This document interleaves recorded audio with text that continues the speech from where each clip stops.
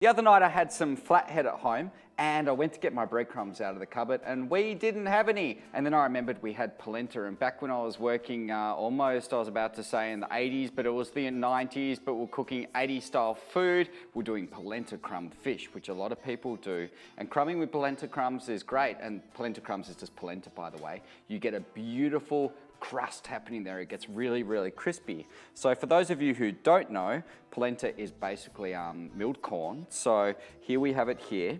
And I'm gonna get some flavoring into there, starting with a little bit of chili. You don't have to do this. It just adds obviously flavor into the crumbs and also gives a nice color too. And I've also got some cumin seeds here, which I've just toasted a little bit. I'm just gonna pop them into my mortar. This up here and just give this a bit of a grind. I just toasted these for about 2-3 minutes over a really low heat while moving the pan around, just to sort of open up those aromatics. They can go in. Also going to take just a few little leaves of parsley here, of the flat variety, bunch them up, and we'll quite finely chop those.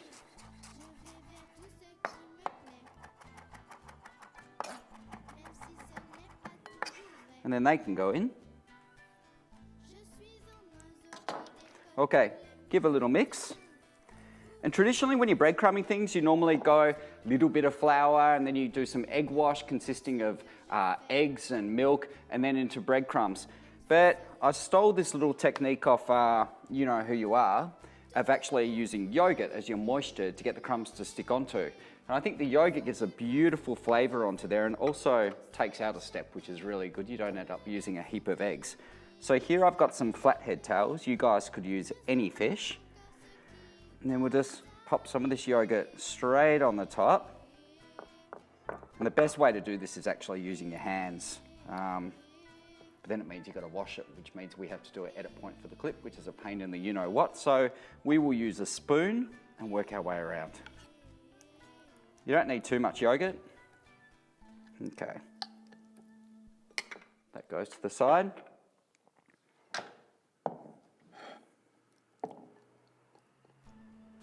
And then straight in with the polenta.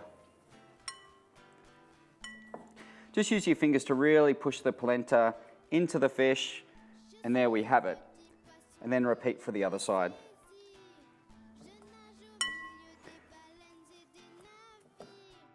There we go. So that's the fish component done.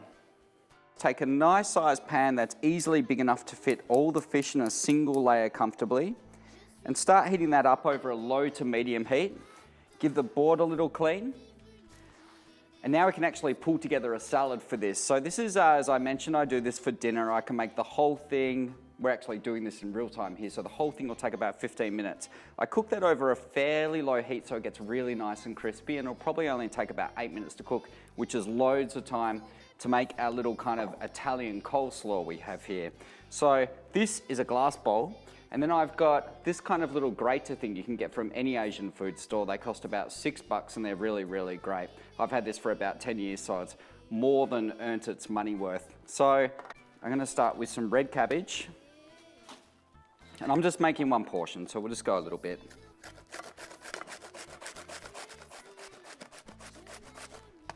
That will do for that.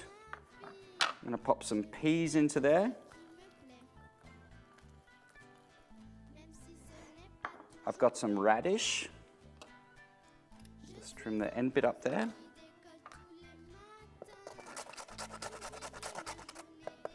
Okay, now we can check on the pan.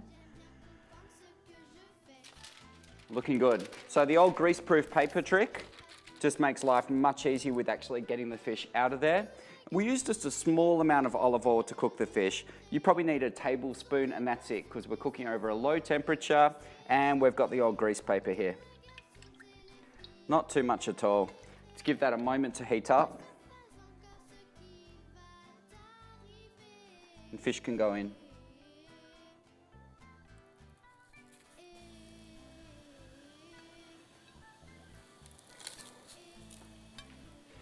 So I've also got some salted capers here, which have been rinsed in cold water to remove that excess saltiness. They can go straight in. Do a few of those. What else? Let's go a little bit of onion. I often leave the onion out. I'm not a big fan of raw Spanish onion, but just a little bit's quite nice just to give a bit of a bite. That'll do it for that. What else should we put in here? Some fennel. With the fennel, I'm going to take the end bit off there, and we'll grate this bit.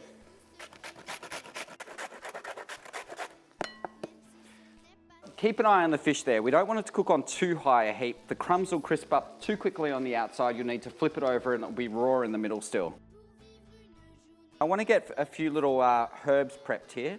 So we've got the fennel there, about kind of 10 leaves of mint, some parsley, a few basil leaves. Now, start to set that up ready for the fish. That can go there for a moment. I'm going to take a few anchovies. You don't need to go berserk with this. 2 or 3 should do it.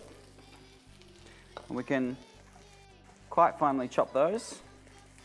They can go into the salad. And I might put a little hit of chili as well. Okay, that can go straight in. That's pretty much ready to go. Just a little bit of salt. You can hold right back on the salt with this because we do have quite a bit of anchovy in there. And I think it's now time to flip this for sure. So try and use a nice big long spatula like this, something you can get right underneath the fish with. Then very carefully flip over. Just check there's enough oil still in the pan. It should be fine. I think I've gone with about probably 3/4 of a tablespoon of oil for this, and that'll do the job beautifully for us. I'm going to do that salad last. It's been shredded so finely. If I dress it now, it's going to get, I was about to say waterlogged, but oil-logged pretty quickly. And I don't want that to happen because I want it to be beautiful and crispy. So very carefully lift one piece of fish at a time. We'll drain it out on some kitchen paper here just to remove any excess oil. Take a serving plate, and then we can finish this salad. So, little bit of your best olive oil.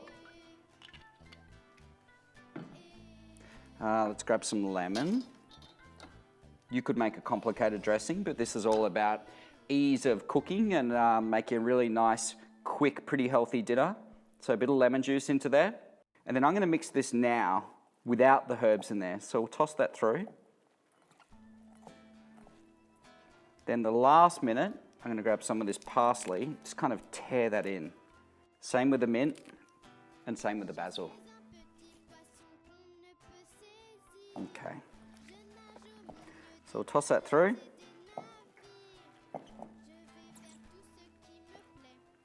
Okay. And then while my hands are kind of a bit herby and dirty, I'm just going to lift it straight onto here. Awesome. And then fish goes on. Little bit of lemon, and job done. I think that was about dinner in 12 minutes. I'll catch you guys next week. I hope you enjoyed the clip.